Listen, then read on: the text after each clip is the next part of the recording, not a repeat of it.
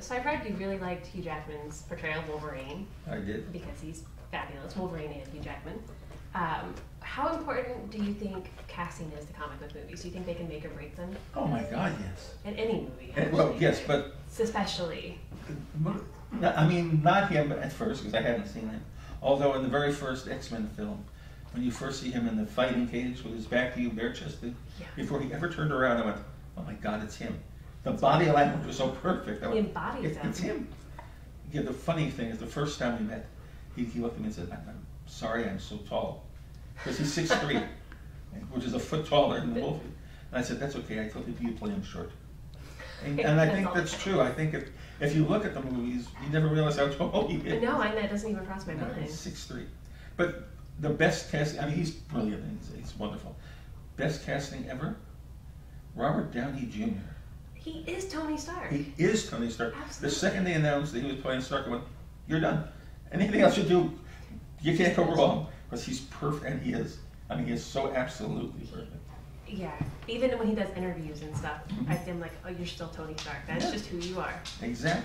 You know, drug problems, all the same. It's got to be the same life. The same struggles. And he's brilliant. I mean, even before that, I was thinking he was one of the great actors of our time. Fantastic. He's wonderful. He's in so many good movies. But yeah, the casting is very important. What other elements do you think contribute to a successful comic book movie?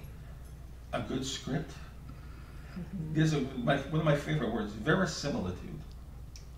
You know, not reality, but the illusion of reality. Counts. Make the world you're playing in feel real, it will be real. Yeah, it has to feel grounded to some extent.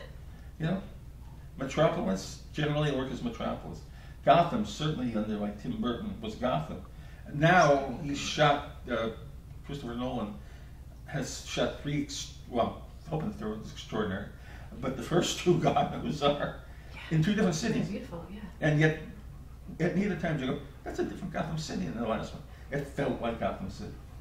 In fact, he works very hard to make sure everything in his world feels grounded. You know, he finds the Joker calls himself the Joker, but everybody else, the newspapers give them the nicknames, things. People on the side one day, "I am the Mad Hatter." This happens. He works very hard at keeping it real. And I think that's so important in a superhero movie because if you lose that bit of realism, I don't know, there's that line between fantasy and enjoy. I don't know. Well, it's not. It's a line of, how might I say this? The biggest danger you face in making a superhero movie is if the director says, "Don't worry about it. It's just a comic book." Yes. If they don't come to it with the respect that the viewer has for it and the reader has for it, you're doomed. You know, Halle Berry made a terrific Storm. She was a catastrophic Catwoman. Sorry, that was on purpose. And that's because the director, people said, the director just didn't care. He said, "It's just a comic book. What are you worried about?" Yeah, that's what I'm worried about. Did you see The Avengers? Twice so far. Twice. So you liked it too? I don't know anybody who didn't like that movie. I think people have problems if they don't like that movie. It is the only, I mean, A. Joss is a terrific writer. But everybody's on the money. It's funny, it's exciting. Every time I see it, I see something new. I actually want to see it once more, at least on the big screen. Well, especially because the first couple times people are so excited that I think clapping, yes. like, and getting, you know. Yeah, I know anybody who heard the Hulk's line to Loki in the first time they saw the film. After he picks him up and mops up the phone. No, it was this puny god. And so it's fabulous. Oh, so many good moments. My favorite, I think, is still the Hulk standing next to Thor and kind of going. Just too perfect. Yeah, I hit somebody. I'm the Hulk. I'm standing here. I need a. And now I have a couple of silly but important Wolverine questions. Please. Why Canadian? I was writing a book called Brother Voodoo for Marvel. It was set in the Caribbean, Haitian, and I love doing accents. I love writing them so you can hear them when you read. Our editor-in-chief at the time was Roy Thomas. Roy, who's a very talented writer, dear God, is he good, always said, I can't do accents. I hate you for that. And one day he said to me, I'd love to hear what you would do with a Canadian accent. I've got a name. Wolverine, give me a Canadian character. Okay. A, you're the boss. B, it sounds like fun. So I went and I researched Wolverines. Wolverines are short, really hairy creatures with razor-sharp claws who are fearless and will take on creatures 10 times their size. That was the easiest thing I've ever created. Just give them all those personality traits. And so that's where he came from.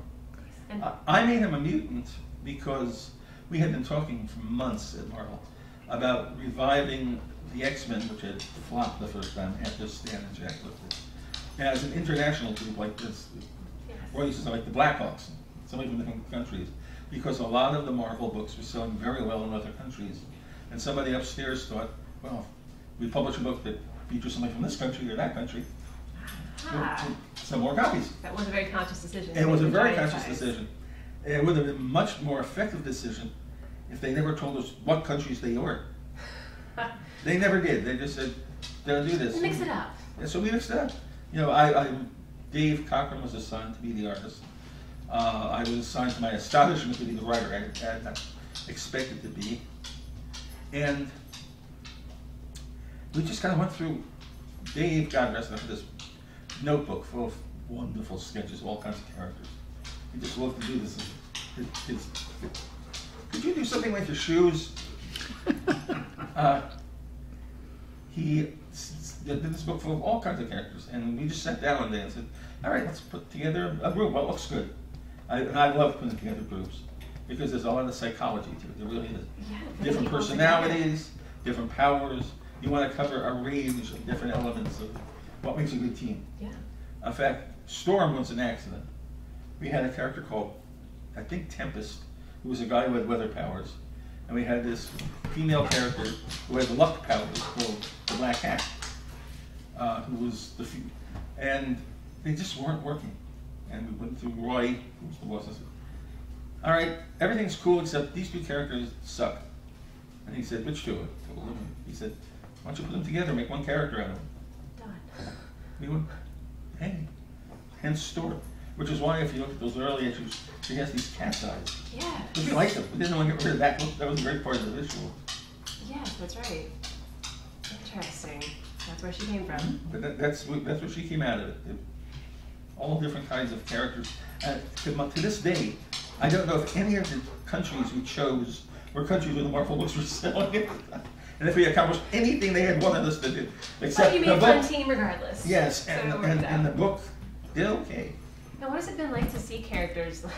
Have I asked you for I need a kiss right now. Such a fool face. I know. Hi. We're sorry, folks. He's very Surprise guest star. He has things to say about Wolverine, okay? Yes. Oh, wait, my other important Wolverine question. Yes. Your favorite costume of his? Oh, the original. Yeah, I love it the has to be. I'm happy. I'm second happiest with the current one, which also has the short ears. The funny part was, of course, in the original story, the costume was designed by John Romita Sr. and he had those very short little ear things, and what were supposed to be whiskers, sort of. And Dave hated the costume. He hated it. And I said, he's great looking. What do you mean you hate it? And he says, I think the mask sucks. He looks stupid. I said, got a better mask, wise guy? 10 minutes later, I said, yes, you do. The big thing, it doesn't make any sense technically to the character because Wolverines don't have big ears or any of that. Right. But it looks so cool, I didn't care. It fits, yeah. Yeah. Sometimes the coolness has to override that stuff. Coolness factor. I mean, all he did to change Cyclops really was to redesign the visor, but it was so much cooler. Made a difference, yeah. How's it been to see characters like Wolverine, Thunderbird, Nightcrawler, Storm evolve over the years? Have you enjoyed, what are some stories of theirs you've really enjoyed reading? Wow, that's a good question. I read all the books religiously while Chris Claremont was doing it because I could follow what was going on. You know, you get 700 characters by the time he evolved. So I was good with it. You have some stories that I like. Every so often you could see. There's a wonderful quote from Michelangelo who says, where I steal my ideas, I leave my knife. You can see daggers all over a lot of Chris's stuff. But I understood who everybody was. Within 6 months after he left the books, and they scattered him to the winds, I pretty much stopped reading the X-Men. I haven't really read the book on a regular basis.